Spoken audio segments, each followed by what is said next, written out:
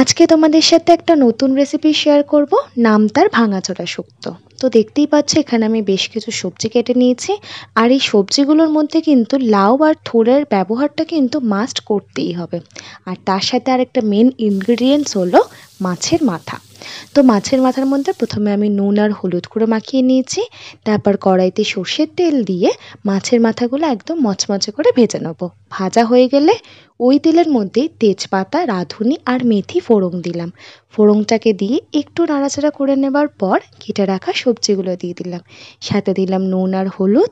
নুন হলুদ দিয়ে একটুখানি মিশিয়ে নেবার পর ঢেকে সবজি থেকে যে জল বেরোবে সেই জলেই গ্যাসের ফ্লেমটাকে লো টু মিডিয়ামে রেখে সবজিগুলোকে মোটামুটি ওই 70% মতন কুক করতে হবে। যখন দেখবো সবজিগুলো মোটামুটি নরম হয়ে এসেছে তখন ওর মধ্যে দিয়ে দিলাম আদা বাটা, দিয়ে আবারও একটু মিশিয়ে নিলাম।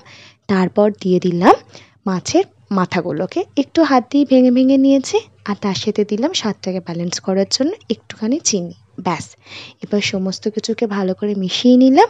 আর লাস্টে দিলাম একটুখানি কাঁচা সর্ষের তেল। ব্যাস, রেডি হয়ে গেল আমাদের এই ভাঙাচোরা শুক্তো। রেসিপিটা কিন্তু দারুণ লাগে খেতে। গরম গরম ভাতের সাথে একবার এই রেসিপিটা কিন্তু ট্রাই করে দেখো, আশা করি খুব ভালো লাগবে। চলো বাই, আবার দেখা হচ্ছে নেক্সট ভিডিওতে।